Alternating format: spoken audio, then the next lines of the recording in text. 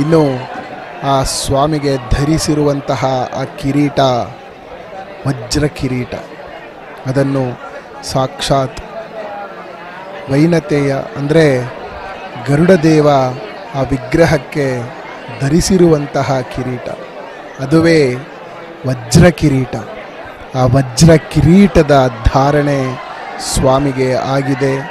ತಾವೆಲ್ಲರೂ ಸಹ ಆ ಸ್ವಾಮಿಯ ದರ್ಶನವನ್ನು ಮಾಡ್ತಾ ಇದ್ದಿಸಿ ಯದುವಂಶದ ಯದುಶೇಖರನಿಗೆ ಕೊಟ್ಟು ವಿವಾಹ ಸಹ ಮಾಡ್ತಾರೆ. ಅನೇಕ ಬಳುವಳಿಯನ್ನು ಇತ್ತರೂ ತೃಪ್ತಲಾಗದೆ ತನ್ನ ತಾತನ ಪ್ರೀತಿಯ ಈ ರಾಮಪ್ರಿಯನನ್ನೇ, ಅಂದರೆ ಆ ಕುಶನ ಕನಕಮಾಲಿನಿ ಎಂಬ ಹೆಣ್ಣು ಮಗಳು ಹುಟ್ಟುತ್ತಾಳ ಕುಶನಿಗೆ, ಅವಳು ರಾಮನ ಮೊಮ್ಮಗಳು. ಅದಕ್ಕೋಸ್ಕರ ತಾತನ ಪ್ರೀತಿಯ ಈ ರಾಮಪ್ರಿಯನನ್ನೇ ಪಡೆದುಕೊಂಡು ಬಂದಳು. ಯಾರು? ಆ ಕನಕಮಾಲಿನಿ ಈ ರಾಮಪ್ರಿಯ ಎಂಬುವಂತಹ ಈ ವಿಗ್ರಹವನ್ನು ಅವಳು ಪ್ರೀತಿಯಿಂದ ಅದನ್ನು ತಗೊಂಡು ಮಥುರೆಯಲ್ಲಿ ಅದನ್ನು ಸ್ಥಾಪಿಸ್ಕೊಳ್ತಾಳೆ. ಅಂದರೆ ಅಲ್ಲಿಟ್ಟು ಅದಕ್ಕೆ ಪೂಜೆ ಪುನಸ್ಕಾರಗಳನ್ನು ಮಾಡ್ತಾ ಇರ್ತಾಳೆ. ಹೀಗಿರುವಾಗ ಒಮ್ಮೆ ಬಲರಾಮನು ತೀರ್ಥಯಾತ್ರೆ ಮಾಡ್ತಾ ಈ ಕ್ಷೇತ್ರಕ್ಕೆ ಬಂದಾಗ ಇಲ್ಲಿಯ ತಿರುನಾರಾಯಣ ಮೂರ್ತಿಗೂ, ಅಂದರೆ ಬಲರಾಮನು ಮೇಲುಕೋಟೆಗೆ ಬರ್ತಾನೆ. ಏತಕ್ಕೆ? ಆ ಭಗವಂತನ ದರ್ಶನವನ್ನು ಪಡೆಯೋದಕ್ಕೆ. ಬಲರಾಮನು ತೀರ್ಥಯಾತ್ರೆ ಮಾಡುತ್ತಾ ಈ ಮೇಲುಕೋಟೆ ಕ್ಷೇತ್ರಕ್ಕೆ ಬಂದಾಗ ಇಲ್ಲಿಯ ತಿರುನಾರಾಯಣ ಮೂರ್ತಿಗೂ ತಮ್ಮಲ್ಲಿರುವ ರಾಮಪ್ರಿಯನಿಗೂ, ಅಂದರೆ ನೋಡಿ, ಇಲ್ಲಿ ಮೇಲುಕೋಟೆಯಲ್ಲಿ ಇರುವಂತಹ ಮೂಲ ವಿಗ್ರಹ ವಿರಾಟ್ ವಿಗ್ರಹ ಏನಿದೆ, ಅಂದರೆ ಬ್ರಹ್ಮದೇವನ ಮಾನಸ ಪುತ್ರನಾದಂತಹ ಸನತ್ ಕುಮಾರನು ಆ ವಿಗ್ರಹವನ್ನು ಭೂಲೋಕದಲ್ಲಿ ಈ ಮೇಲುಕೋಟೆಯಲ್ಲಿ ತಂದು ಅದಕ್ಕೆ ಸ್ಥಾಪನೆ ಮಾಡ್ತಾನೆ. ಯಾವುದು? ಗರ್ಭಗುಡಿಯಲ್ಲಿರುವಂತಹ ಮೂಲ ವಿರಾಟ್ ವಿಗ್ರಹ.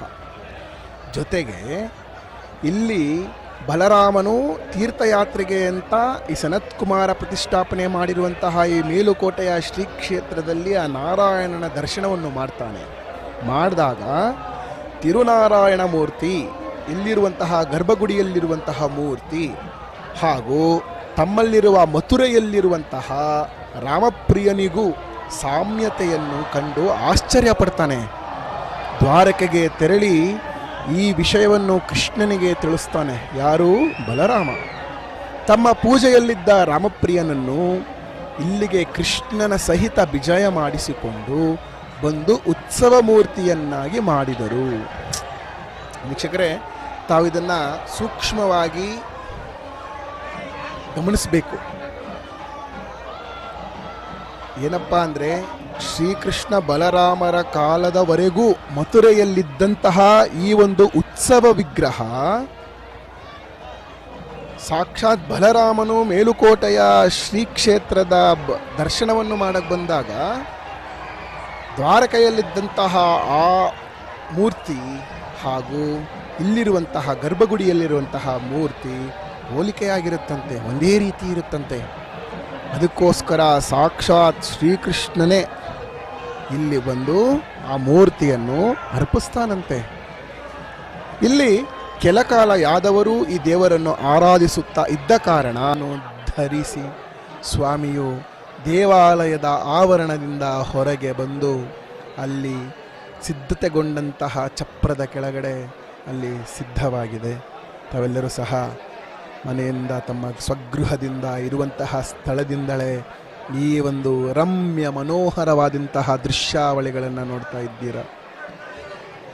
ಇನ್ನು ಈ ಒಂದು ಉತ್ಸವ ಮೂರ್ತಿಯ ವಿಚಾರವಾಗಿ ಹೇಳ್ತಾ ಹೋಗಬೇಕಾದ್ರೆ, ಈ ಒಂದು ಕ್ಷೇತ್ರವು ವನ್ಯಮೃಗಗಳ ವಾಸಸ್ಥಾನವಾಯಿತು.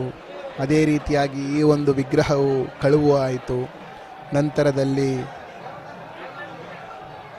ಕೃಷ್ಣನ ಕಾಲಾನಂತರವೂ ದೇವಾಲಯವಿದ್ದು ಊರು ನೆಲಗೊಂಡಿತೆಂದು ಸಂಪ್ರದಾಯ ಗ್ರಂಥಗಳು, ಅಂದರೆ ನಾನಾ ರೀತಿಯಾದಂತಹ ಗ್ರಂಥಗಳಲ್ಲಿ ಈ ಒಂದು ಐತಿಹ್ಯವು ಉಲ್ಲೇಖವಾಗಿದೆ. ಮತ್ತು ಈ ದೇವಾಲಯವು ಜೀರ್ಣೋದ್ಧಾರಗೊಂಡಿದ್ದು ಯಾರಿಂದ? ಆದಿಶೇಷನ ಅವತಾರವಾದ ಶ್ರೀರಾಮಾನುಜಾಚಾರ್ಯರಿಂದ. ನೋಡಿದ್ರಾ? ಯತಿವರೇಣ್ಯರು ಶ್ರೀರಾಮಾನುಜಾಚಾರ್ಯರು ಅಂದರೆ ಆದಿಶೇಷನ ಅವತಾರವಾದಂತಹ ಶ್ರೀರಾಮಾನುಜರ ಒಂದು ಕಾಲದಲ್ಲಿ ಈ ಒಂದು ದೇವಾಲಯವು ಪುನರ್ ಪ್ರತಿಷ್ಠಾಪನೆ ಆಯಿತು. ಆಚಾರ್ಯ ರಾಮಾನುಜರಿಂದ ಮೇಲುಕೋಟೆ ಹೇಗೆ ಜೀರ್ಣೋದ್ಧಾರ ಆಯಿತು?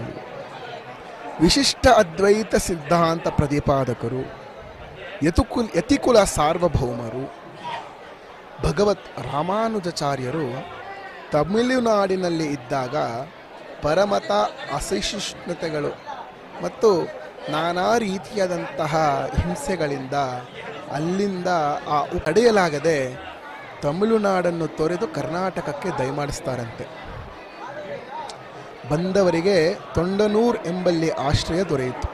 ಅವರು ಎಲ್ಲಿ ಕರ್ನಾಟಕಕ್ಕೆ ಬರ್ತಾರೋ ಅಲ್ಲಿ ತೊಂಡನೂರು ಎಂಬುವಂತಹ ಒಂದು ಜಾಗದಲ್ಲಿ ಆಶ್ರಯ ಸಿಗುತ್ತೆ. ಅದಾದಮೇಲೆ ಅಲ್ಲಿ ಆಗ ರಾಜ್ಯಭಾರ ಮಾಡುತ್ತಿದ್ದವರು ಬಿಟ್ಟಿ ದೇವನೆಂಬ ಜೈನ ದೊರೆ. ಆತನ ಮಗಳಿಗೆ ಬಿಡಿಸಲಾರದ ಒಂದು ರೋಗವಿತ್ತಂತೆ. ದೊರೆಯು ರಾಮಾನುಜಾಚಾರ್ಯರ ಮೊರಹೊಕ್ಕು ನಂತರ ತಂದೈಕೊಳ್ತೇವೆ. ಇದೇ ರೀತಿಯಾಗಿ ಈ ಒಂದು ವಿಶೇಷವಾದಂತಹ ಮಹತ್ವದ ವಿಚಾರವನ್ನು ತಿಳಿದ್ವಿ. ಈ ವಿಶೇಷ ದಿನದ ಒಂದು ವಿಚಾರವನ್ನು ತಿಳಿಯೋದಾದರೆ, ರಾಮಾವತಾರದಲ್ಲಿ ಕೈಕೇಯಿಯ ಹಠಮಾರಿತನದ ಪ್ರಸಂಗದಿಂದ ಸ್ವಾಮಿಯ ಪಟ್ಟಾಭಿಷೇಕಕ್ಕೆ ನಿಗದಿಯಾದ ದಿನ ಶ್ರೀರಾಮನು ವನವಾಸಕ್ಕೆ ಆಗ ಆದಿಶೇಷನೇ ಲಕ್ಷ್ಮಣನಾಗಿ ಅವತರಿಸ್ತಿದ್ದಾನೆ. ಈ ಕಲಿಯುಗದಲ್ಲಿ ಆದಿಶೇಷನೇ ರಾಮಾನುಜರಾಗಿ ಜನಿಸ್ತಾರೆ. ಅಂದು ರಾಮಾನುಜರು ಈ ಒಂದು ಜೀರ್ಣೋದ್ಧಾರವಾದಂಥ ಕಾರ್ಯವನ್ನು ಕೈಗೊಂಡು ಆವತ್ತು ಕಲಿಯುಗದಲ್ಲಿ ಯಾವ ರೀತಿಯಾಗಿ ಪೂಜೆ ಪುನಸ್ಕಾರಗಳು ನಡೀಬೇಕು ಅಂತ ಹೇಳಿಕೊಟ್ರೋ ಅದೇ ರೀತಿಯಾಗಿ ಆಚಾರ್ಯರು ರಾಮಪ್ರಿಯನಾದ ಶ್ರೀ ಚೆಲುವರಾಯ ಸ್ವಾಮಿಗೆ ರಾಮನಿಗೆ ಪಟ್ಟಾಭಿಷೇಕಕ್ಕೆ ಗೊತ್ತು ಮಾಡಿದ ಪುಷ್ಯ ನಕ್ಷತ್ರದ ಶುಭ ದಿನದಂದೇ, ಇವತ್ತು ಸಹ ಪುಷ್ಯ ನಕ್ಷತ್ರವೇ, ಈ ಪುಷ್ಯ ನಕ್ಷತ್ರದ ಶುಭ ದಿನದಂದೇ ವೈರಮುಡಿ ಕಿರೀಟವನ್ನು ಧರಿಸಿ ಉತ್ಸವ ಮಾಡಿದರು ರಾಮಾನುಜರು. ಅಂದು ಈ ಪುಷ್ಯ ನಕ್ಷತ್ರದ ದಿನದಂದೇ ಸ್ವಾಮಿಗೆ ಆ ವಜ್ರ ಕಿರೀಟವನ್ನು ಧರಿಸಿ ಈ ಒಂದು ವೈರಮುಡಿ ಉತ್ಸವವನ್ನು ಹೇಗೆ ಮಾಡಿದ್ರೋ ಇವತ್ತು ಸಹ ಅದೇ ರೀತಿಯಲ್ಲಿ, ಅದೇ ಅನುಷ್ಠಾನದಲ್ಲಿ, ಅದೇ ಪ್ರಸಂಗದಲ್ಲಿ ಇಲ್ಲಿ ಸ್ವಾಮಿಗೆ ವಜ್ರ ಕಿರೀಟವನ್ನು ಧಾರಣೆ ಮಾಡಿ ಈ ಒಂದು ವೈರಮುಡಿ